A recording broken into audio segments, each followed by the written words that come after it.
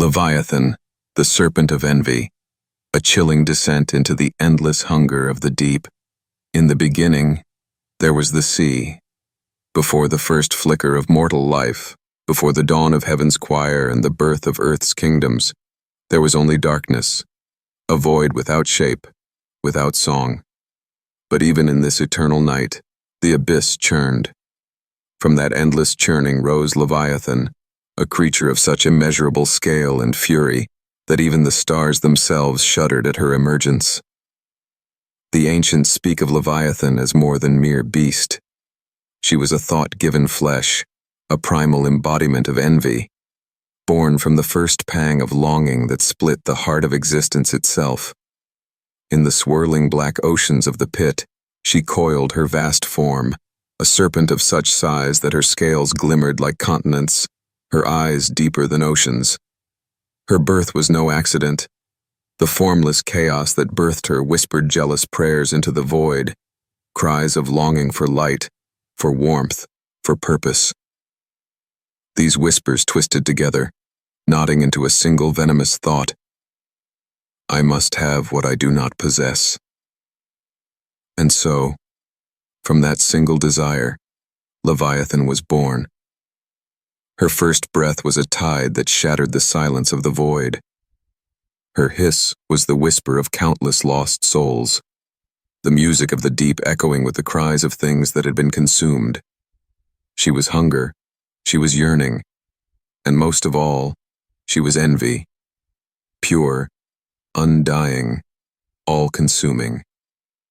The oceans of the pit, black as pitch and cold as the void between the stars, welcomed Leviathan as their queen. Her coils cut through the darkness, each undulation of her massive body stirring whirlpools and sending tsunamis crashing against the shores of the netherworld. It was said that the first sight of her would steal the breath from mortals, for she was both horrifying and magnificent. Her scales shimmered with an eerie greenish light, a sickly glow that flickered like dying lanterns in a storm. Her mouth was a cathedral of jagged teeth, each one as long as the tallest mountain peak. Her eyes glowed with a venomous brilliance, orbs of emerald fire that pierced the soul and laid bare every secret desire. But Leviathan did not remain alone. In the birth of her hunger, she called forth others, lesser spirits of envy that slithered in her wake, her children born of foam and darkness. These spawns spread across the depths, infecting the world above with whispers of jealousy and discontent. And so, the oceans of the pit became Leviathan's kingdom, a vast empire of black water and crushing pressure, where the light of creation itself could not reach. There, in the darkness, she ruled. Leviathan's dominion was not one of castles or thrones. Her palace was the endless ocean, her crown the cresting waves that crashed in fury against the cliffs of the netherworld. She ruled by fear, by awe, and by the ceaseless reminder that nothing in the cosmos was beyond her hunger. From her realm, Leviathan watched the birth of the mortal world, a fragile tapestry of life and light, so full of color and beauty that it burned in her eyes like the first sunrise. She watched as the gods themselves wove the lands and seas, their creations unfolding in a delicate dance that she could never join. Each star that was lit, each river that was born, was a dagger in her heart, a reminder of what she did not possess. And so her envy grew, deeper and darker, until it became a force that echoed through the marrow of the earth. Leviathan's song was the roar of waves and the wail of the drowned. Her lullaby was the storm, her breath the endless currents that pulled ships and souls down into her cold embrace. She was the mother of maelstroms, the mistress of the deep, a queen whose kingdom was as endless as her own desires. In the dawn of the mortal world, when men still crawled on their bellies and worshipped the moon in wordless chants, there came a time when Leviathan's envy found its first worshippers. They were the children of the sea, those who lived by the tides and listened to the roar of the waves as if it were the voice of a god. They saw Leviathan not as a monster, but as a goddess, an embodiment of the sea's wrath and bounty. To these mortals, she appeared in dreams, an emerald serpent coiling through the darkness, her scales glistening with forbidden treasures. She whispered promises of wealth and power, of kingdoms drowned in gold and pearls, if only they would offer her their loyalty. In their hunger for power, the mortals carved altars of bone and coral, raising prayers to the deep. They cast their children into the waves, blood sacrifices to the serpent of envy, and in return, Leviathan granted them glimpses of her power. But no mortal could ever truly control Leviathan. For every boon she granted, she demanded tenfold in return. An endless cycle of longing and loss that devoured the souls of her worshippers. Leviathan's envy was a living thing, a black tide that seeped into the hearts of mortals like salt into an open wound. It was not enough for her to possess. She had to make others long for what she held. Her whispers slithered into the dreams of kings and beggars alike, turning brother against brother, lover against lover. Those who heard her song could never silence it. It became the heartbeat beneath their skin, a constant reminder of everything they could not have. Empires fell to ruin in her name, their rulers driven mad by the endless hunger she seeded in their hearts. In the ancient scrolls of the drowned city of Nephala, there are songs that speak of Leviathan's influence. They tell of the sea priests who wore scales upon their flesh, their eyes glazed with the greenish glow of the deep. They worshipped envy as both curse and blessing, sacrificing their own flesh to the tides in the hope of glimpsing Leviathan's glory. Some say that Nephala itself was pulled beneath the waves by Leviathan's coils, swallowed whole by her greed. Others claim that the city still lies in the black deep, its towers encrusted with barnacles, and its priests still chanting her name in the darkness. Leviathan's eyes were more than just orbs of emerald fire. They were gateways into the soul. Those who looked into them saw their own envy reflected back 1,000-fold. Every longing they had ever hidden from the world laid bare in their own reflection. To mortals, she was both tormentor and muse. Her gaze inspired poets to write verses of longing that could drive a man to madness. Painters sought to capture her beauty on canvas, only to find themselves drowning in their own obsession. For the envious, Leviathan was a goddess of seduction and promise. She offered them a glimpse of paradise, a treasure trove of everything they had ever desired, if only they would bow to her will. But always, her gifts were laced with poison. A kingdom offered would turn to dust in the hand, a lover's heart would grow cold as the grave, and the soul itself would be bound in her coils. It was not long before Leviathan's hunger drew the attention of other powers. In the celestial realms, the archangels watched with wary eyes, for they knew that envy was a poison that could rot the very foundation of creation. Led by the seraphim, they descended into the abyss, their wings of light cutting through the darkness. They sought to bind Leviathan, to lock her away in chains of star-forged silver. But Leviathan was the sea itself, vast and formless, her coils slipping through their grasp like water through cupped hands. The battle that followed was a cataclysm.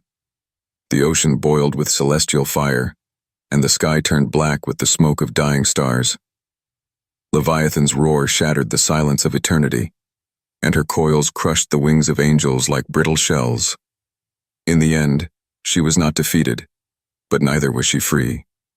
The seraphim could not kill her, for envy cannot die while there is life to crave. Instead, they cast a spell upon her, a curse that bound her within the deepest trenches of the pit, where the weight of the world itself would hold her captive. There she sleeps, or so the legends say. But in the stillness of the deep, her dreams are rivers of poison that seep into the hearts of mortals. And her envy, though chained, still coils around the soul of the world. In the centuries that followed, Leviathan's cult did not die. Her name became a secret, a whispered prayer in the dark corners of the world. Her worshippers learned to hide in plain sight, weaving their rituals into the folds of mortal society. They became merchants and nobles, priests and beggars, those who had tasted the venom of envy and found it sweet. They offered sacrifices not of blood, but of desire, stealing the dreams of others and feeding them to the deep. The cult's symbol was the green eye, etched in secret places, on the skin of the faithful, on the walls of ancient temples hidden beneath the waves. They sang songs of longing, their voices echoing in the darkness like the cries of drowning men. Even bound in the chasms of the pit, Leviathan was far from powerless.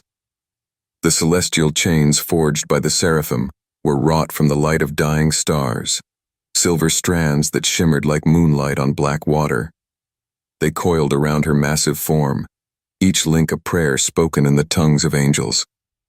Yet Leviathan's prison was no cage of iron, for nothing could truly contain the will of envy itself. She lay there, coiled in the black trenches where the weight of the world pressed down like a cathedral of bone. Her scales shimmered with a sickly green light, each breath stirring the waters into tempests that never touched the surface. Her dreams became rivers of longing, streams of envy that seeped upward, touching the hearts of those who dared to listen. In the dreams of mortals, she was a promise of power. She appeared in moonlit visions, a serpent of emerald scales gliding through oceans of midnight, her voice a song of ancient hunger. Those who dreamed of her awoke with their hearts ablaze, every secret longing magnified until it consumed them. For though her body was chained, her spirit was as boundless as the sea. She learned to slip between the cracks of the world, to whisper into the ears of kings and peasants alike. A single flick of her tail sent ripples through the mortal realm, each wave a story of envy and downfall. Across the ages, Leviathan's influence spread like the dark bloom of an oil spill on the sea, beautiful and deadly, a slick sheen that coated everything it touched. In the courts of kings her name was never spoken, but her presence was felt in every glimmer of covetous desire. The jeweled crown upon a monarch's brow was a beacon for her gaze, and in the silence of night she would slither into their dreams, wrapping them in coils of sweet poison. In the hearts of lovers, she was the phantom of jealousy. She took the shape of whispered doubts, turning glances into accusations and tender words into knives. Where once there was love, she sowed suspicion and envy, and in the end, all that remained was a hollow shell of what could have been. Even the lowliest beggar was not beyond her reach. In the gutters and alleys of the mortal world, Leviathan's song was a siren's call, promising gold and power to those who would bow to her hunger. The promise of more, always more, echoed in every heartbeat. The mortal world is a fragile thing, balanced on the knife's edge of longing and loss. Leviathan knew this well, for she had seen kingdoms rise and fall in the span of a heartbeat. She understood that envy was not merely a sin, it was a force of nature, a tide that could not be held back. Her song wove itself into the lullabies of children, into the chants of priests, into the secret prayers spoken in the dead of night.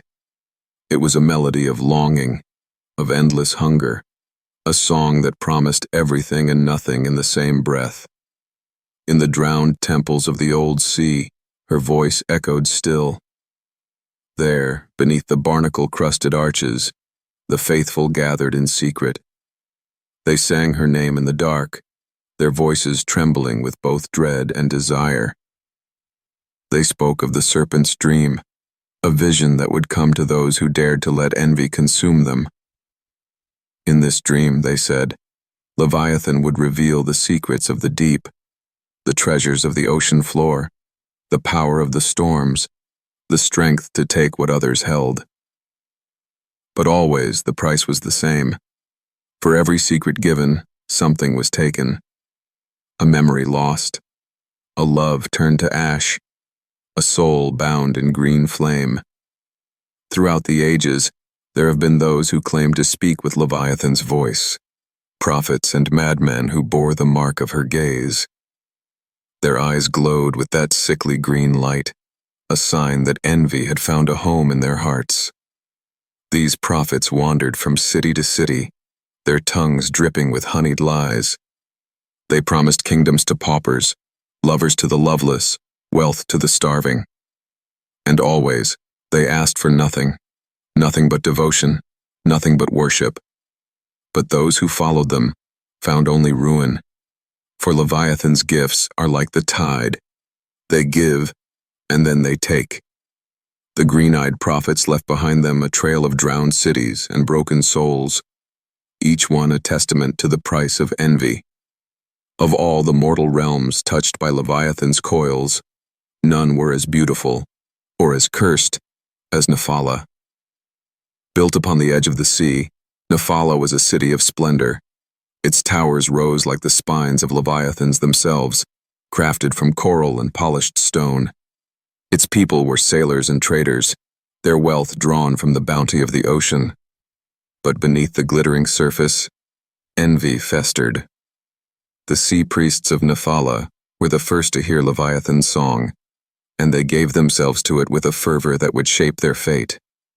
They offered up their hearts upon altars of black pearl, binding their souls to the serpent of envy in exchange for her blessings. They learned to breathe water, to call storms from clear skies, to shape the waves into weapons of war. For a time, Nephala prospered. Its ships ruled the seas, its merchants grew fat on gold and silver.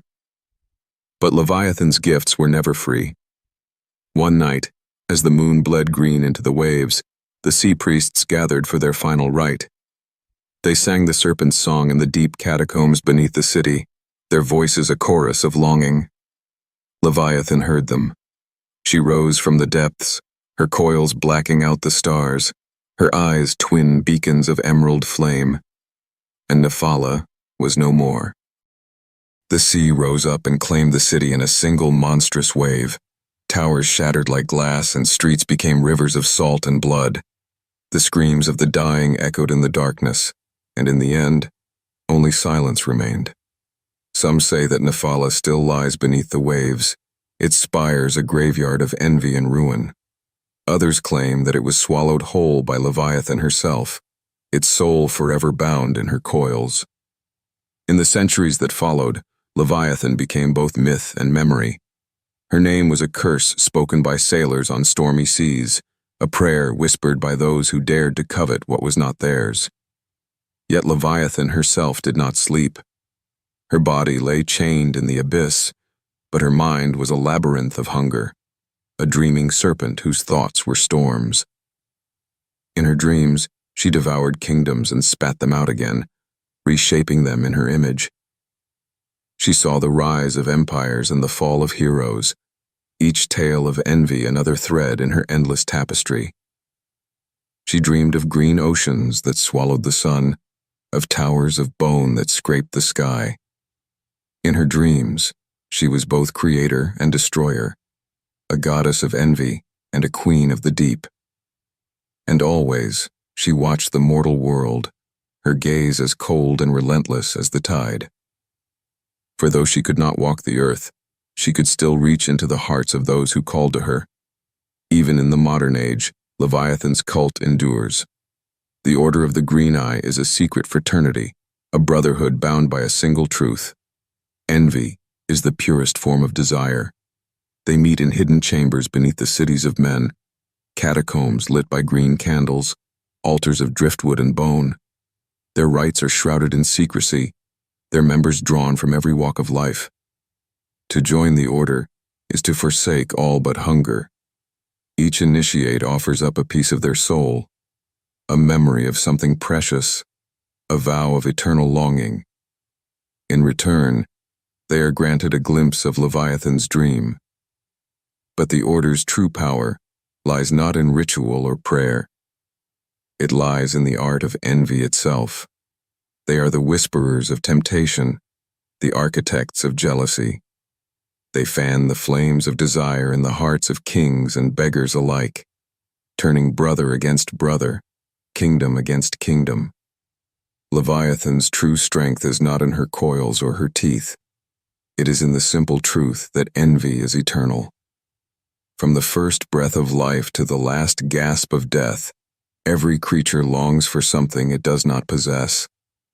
A lover's touch, a kingdom's glory, the fleeting spark of immortality.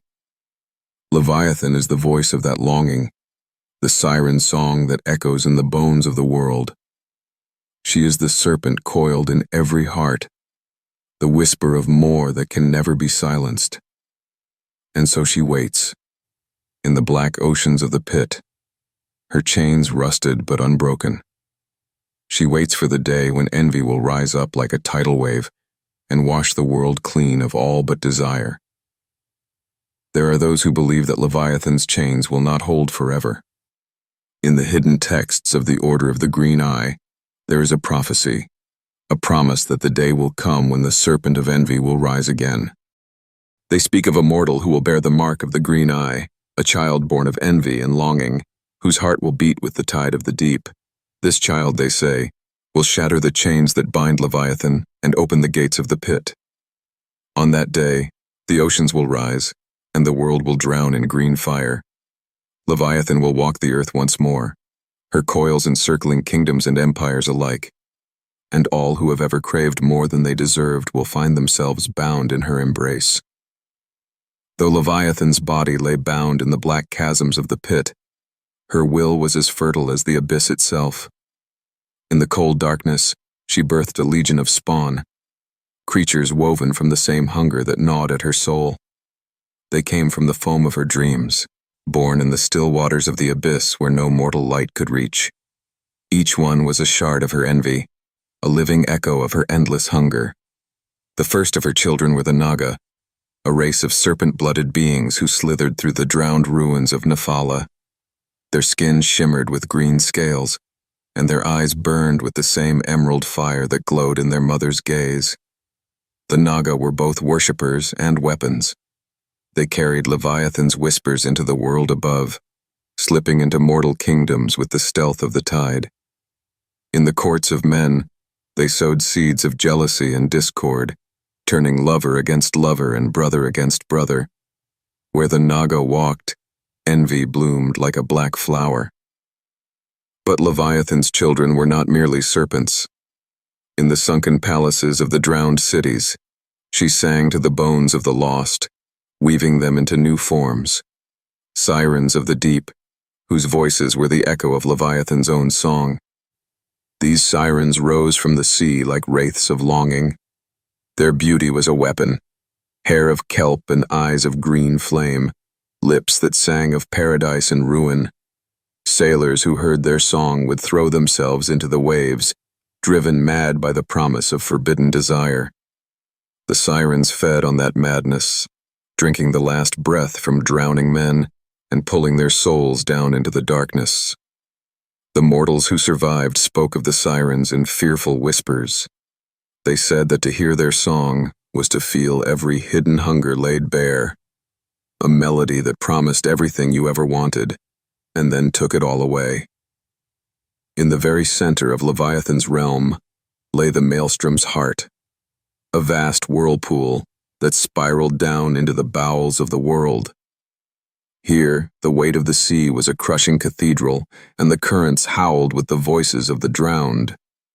This was Leviathan's true temple, a place where her dreams bled into reality, where her children gathered to drink from the deep. It was said that in the maelstrom's heart, the veil between worlds was thin. Here, Leviathan's coils were strongest, and her power could reach out to touch the mortal realm. The Order of the Green Eye believed that those who braved the maelstrom's depths would find Leviathan herself waiting in the darkness, her eyes twin beacons of green fire. They sent their most devoted disciples into the whirlpool, clad in robes of black kelp and crowned with coral. Few ever returned, but those who did spoke of visions that drove them to madness. To her children, Leviathan offered gifts beyond mortal comprehension, gifts born of envy, each one a seed of power wrapped in chains of longing. The first was the breath of the deep, a boon that allowed her chosen to walk the ocean floor as if it were land. With this gift, the Naga and the Order's priests could slip between the mortal world and Leviathan's realm with ease. The second was the Eye of the Abyss, a shard of Leviathan's own gaze, set into the brow of her chosen. Those who bore it could see the secret desires of others, could twist those desires into weapons as sharp as any blade. The third was the serpent's embrace, a blessing of transformation. Those who offered themselves wholly to Leviathan found their bodies reshaped by her will. Flesh turned to scales, lungs to gills, hearts to green flame. They became more than mortal, but less than human, creatures of envy, bound forever to the deep. In the silence of the abyss, Leviathan's dreams grew darker still. She dreamed of a world drowned in green fire, of cities swallowed whole by the sea, of mortals bound in chains of envy so heavy they could never rise again. These were not merely dreams, they were prophecies. In the order of the green eye, the most devout whispered of the day of the drowned moon, a cataclysm that would remake the world in Leviathan's image. On that day, they said, the moon itself would turn green with envy, its light a beacon to guide Leviathan's children out of the deep. The seas would rise, swallowing the lands of men in a single tide, and Leviathan would break her chains and coil around the bones of the world. The faithful waited in the darkness, their eyes alight with the promise of her return. For all her power, Leviathan's reach into the mortal world depended on the hearts of those who dared to listen. In every age, there were mortals who turned their gaze upon the green depths and found something there that spoke to the black hunger in their souls. Kings who craved eternal glory, lovers who could not bear to share a heart, priests who traded their faith for power. Leviathan came to them in dreams, her coils a promise, her gaze a mirror of their own darkest desires. She offered them boons, but always at a price. The price was never gold or blood alone. It was the soul itself, twisted into a shape that mirrored Leviathan's own endless hunger. Those who accepted her gifts became her instruments. They walked the earth with envy in their veins, their every breath a hymn to her power. Among Leviathan's children, one stood above all others, the keeper of secrets, a being born of Leviathan's first breath. The keeper was a creature of shadows and scales, a serpent robed in the black mist of the deep. Its eyes burned with the same green fire as its mother's, and its voice was a chorus of drowned prayers. To the faithful, the keeper was both guide and tormentor. It carried the secrets of the deep in its coils, offering them to those who dared to seek them. But every secret came at a cost. The keeper demanded the truth of the soul, the envy that lurked in every heart. In exchange, it offered visions of the future, glimpses of the day of the drowned moon, and the promise of Leviathan's return. In the drowned libraries of Nephala, there are scrolls that speak of Leviathan's first worshippers, men and women who gave everything to the deep in the hope of possessing what they could not. These scrolls tell of the Black Tide, a ritual of blood and salt that opened the gates of Leviathan's realm. They speak of the Green Oracle, a prophet whose dreams burned with the fire of the abyss. They tell, too, of the Sea Kings, mortals who ruled with Leviathan's blessing, their ships riding the storms like dragons of the deep. Each one rose to power on a tide of envy, and each one fell to the same hunger that had given them life. For Leviathan's blessings are a double-edged blade. They grant power, but they take everything in return. In the end, Leviathan is not merely a monster of the deep. She is the shadow in every heart, the coil of desire that can never be broken. She watches the world from her prison in the pit, her green eyes unblinking, her thoughts as deep as the oceans themselves. She watches kingdoms rise and fall, watches mortals cling to their fragile dreams, always wanting more. And she waits. For she knows that envy is eternal, that no matter how bright the light of creation burns, there will always be shadows where her hunger can grow. The day of the drowned moon. It was a prophecy whispered in the catacombs of the Order of the Green Eye, a nightmare scrawled in blood and salt on the walls of drowned temples. A day when Leviathan's chains would break, and the sea would rise to claim what was always hers. The signs were there, scattered like broken shells upon the shores of time. The first was the green moon, an eclipse where the moon turned a sickly emerald, its light a baleful glow that painted the waves in shades of Leviathan's hunger. On that night, the faithful gathered in secret, their prayers a chorus of envy that trembled the very bones of the world. The second was the tide of black foam, a tide that rolled in from the deepest trenches, bearing the bones of the drowned and the voices of the dead. It was a herald of Leviathan's approach, a promise that the sea would not be stayed. The third was the shattered chains, a sign that Leviathan's prison was no longer unbreakable. In the deep places of the world, the silver links forged by the seraphim began to crack, their light flickering like dying stars. In the darkness of the abyss, Leviathan stirred. Her dreams had grown too vast for any chain to hold. She felt the call of envy in every mortal heart, a tide that rose and rose until it could no longer be contained. The keeper of secrets slithered through the drowned catacombs, its emerald eyes reflecting the moment of her awakening. It sang a song of unmaking, a hymn of the end, of the world drowning in Leviathan's coils. Leviathan's eyes opened, green beacons in the blackness. She stretched her vast form, each movement sending tremors through the seafloor.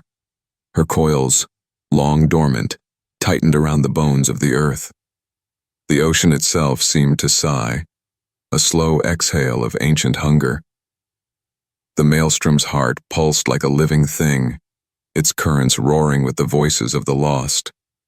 Above the waves, the mortal world trembled. Storms rose with unnatural fury, their winds laced with the scent of salt and longing. Ships were torn apart by waves that rose like mountains, their crews dragged screaming into the depths. In the coastal cities, the faithful gathered in hidden temples, their chants a steady beat that echoed the pounding of Leviathan's heart. They lit candles of green wax, their flames flickering like the glow of her gaze. They knew that the day of the drowned moon had come, and they welcomed it. Not all who worshipped Leviathan did so out of devotion alone. Some sought to harness her power, to bend the serpent of envy to their will. The Archon of the Order, a man named Valor, believed that he could bind Leviathan as the seraphim once had. He had studied the scrolls of Nephala, learned the rites of the Sea Kings, and convinced himself that he alone could stand in the maw of the abyss and not be devoured. As the green moon rose, Valor led his disciples to the maelstrom's heart. They bore relics of power, tridents of silver and pearl, chalices carved from the bones of Leviathans long dead. They believed these would be enough. They were wrong. Valor's voice was a thunder of command, but the maelstrom did not heed him. Its currents tore at his flesh, its roar drowning out his words. Still, he pressed on, driven by envy's promise, the hunger to claim what was never his. He reached the bottom of the whirlpool, where the maelstrom's heart opened like the mouth of the world. There, in the darkness, he found Leviathan waiting. Leviathan. Her eyes were twin galaxies of green fire, her breath a hurricane of salt and shadow. She regarded Valor not as a master, but as prey.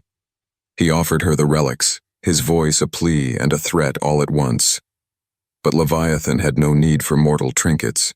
Her hunger was older than the bones of the earth, deeper than the dreams of any man. With a single flick of her tail, she shattered the relics.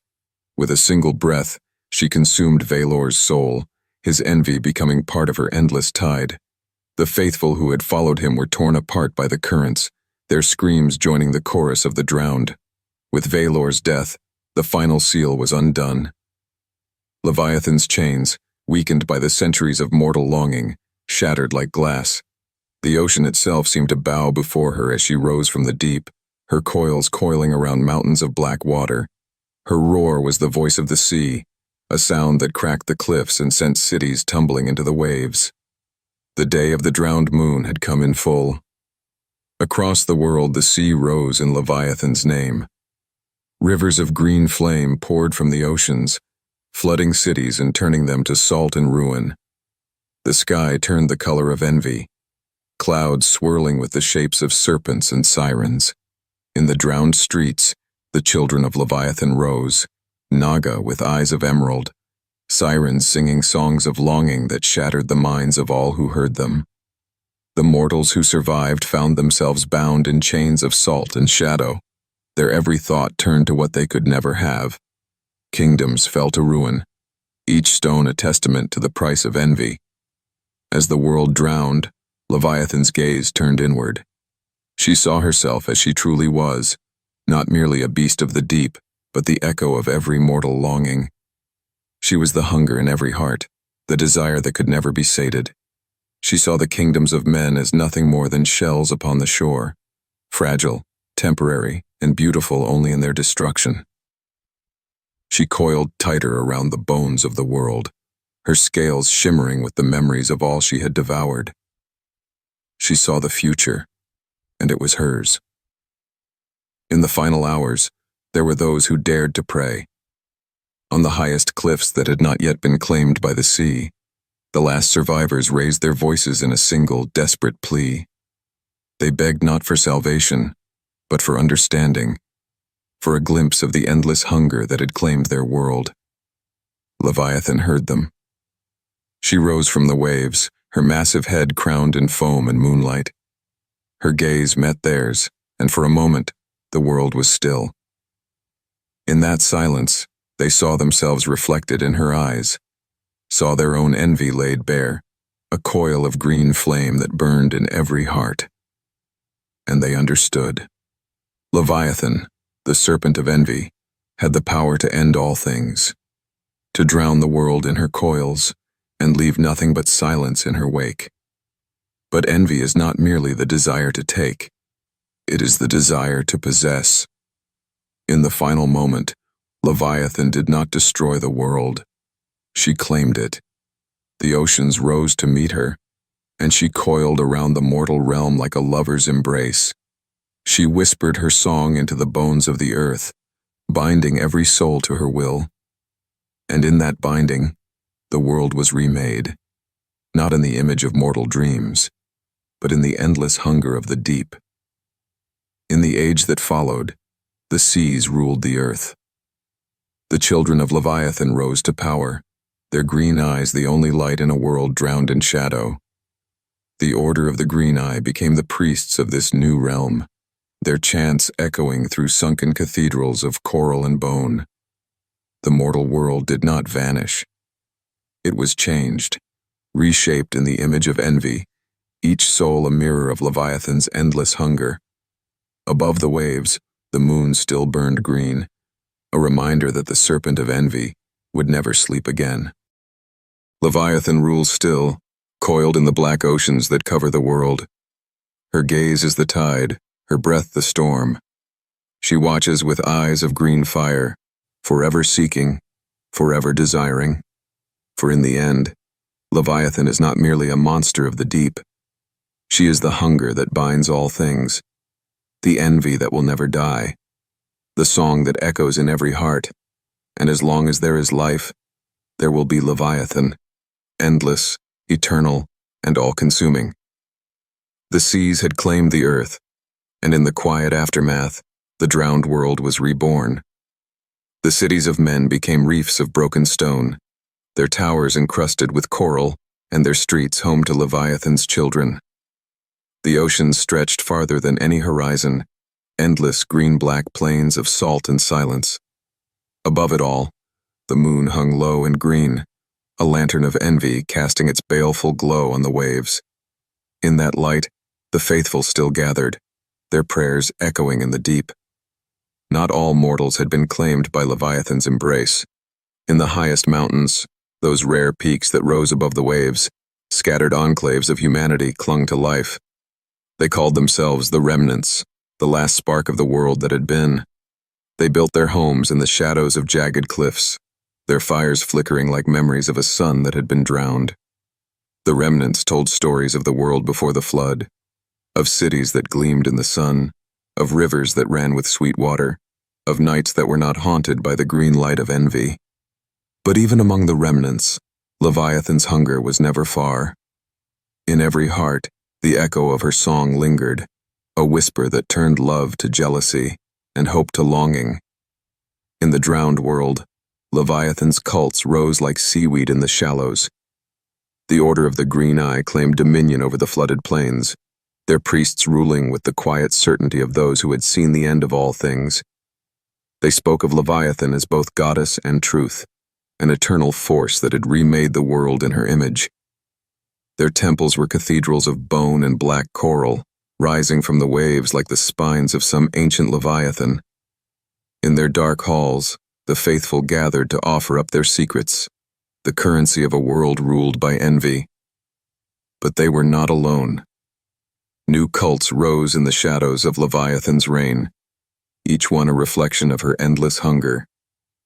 The Sirens' Choir, a sisterhood of those who had drunk from the deep, sang songs of longing that could bend the hearts of men to their will.